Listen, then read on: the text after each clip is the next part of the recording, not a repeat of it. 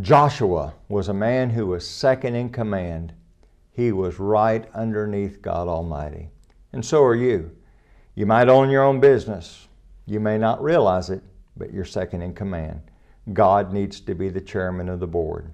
He needs to be the head of your home. He is most certainly the head of the church.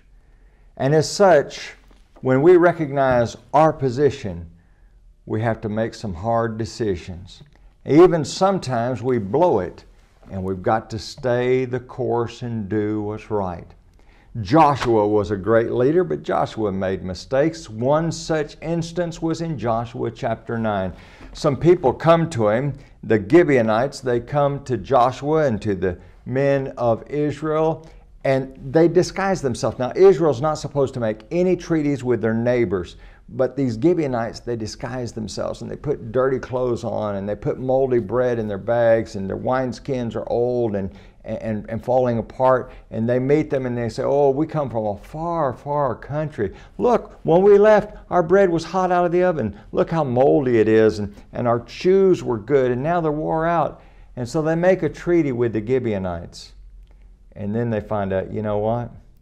We didn't consult the one who's truly in charge. They didn't ask God what He thought about it.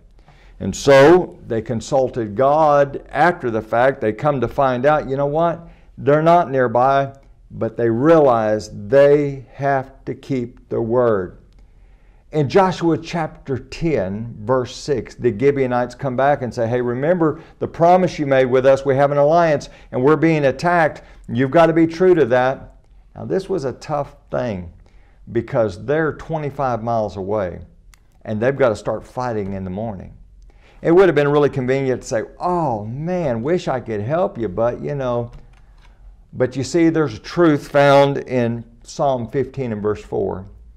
And that is that those who are going to dwell in God's tabernacle, those who are going to abide in His holy hill, they are the type of person they will swear to their own hurt. And so the children of Israel get this call, and they begin a 25-mile, all-night, uphill hike so they can get there in time to fight all day the next day. And as a matter of fact, that's not enough. So Joshua asked God, can you just hold the sun for a little bit so we can keep fighting? Isn't that an amazing thing? Why would a leader do that? Because that leader, Joshua, knew he was second in command.